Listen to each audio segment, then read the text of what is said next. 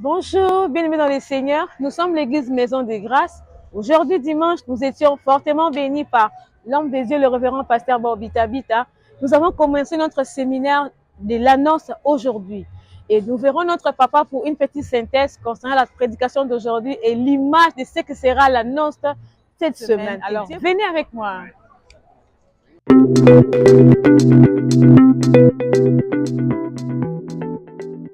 Très cher révérend pasteur Bonjour, maman Bobita Bita. Esther, bonjour. Aujourd'hui, dimanche, nous étions fortement bénis. Ah, gloire à Dieu.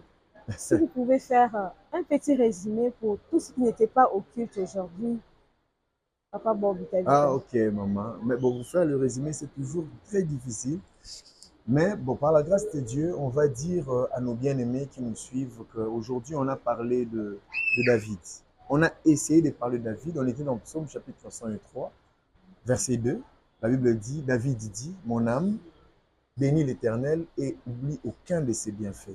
Là, on voulait voir quand il parle de ses bienfaits, quand il dit bénis l'Éternel, ben, qu'est-ce qui passait dans sa tête? C'est alors qu'on a rapidement essayé de revenir là où l'histoire de David a commencé. David, pour la première fois, il est cité dans 1 Samuel, chapitre 16, au verset 7. Mais déjà au verset 5, au verset 6, Dieu lui a accordé déjà des victoires. Qu'est-ce qui s'est fait?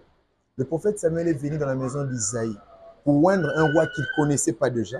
Dieu ne lui avait pas dit le nom de David ou quoi que ce soit. Il a dit juste, va dans la maison d'Isaïe. Une fois arrivé, il a vu des Éliab. Il a dit, sûrement, le roi était là. La Bible dit, il a fait passer toute la maison d'Isaïe à une séance de purification, de sanctification. Mais écoutez, David était absent. David a manqué la sanctification. David a manqué le moment des sacrifices. David n'était pas, même dans le programme de son père. Mais qu'est-ce qui se faisait à l'entretemps? David était dans la brousse. Et nous savons tous c'était quoi l'activité. David, il adorait. David, il louait. Pendant que les hommes l'ont oublié, il louait.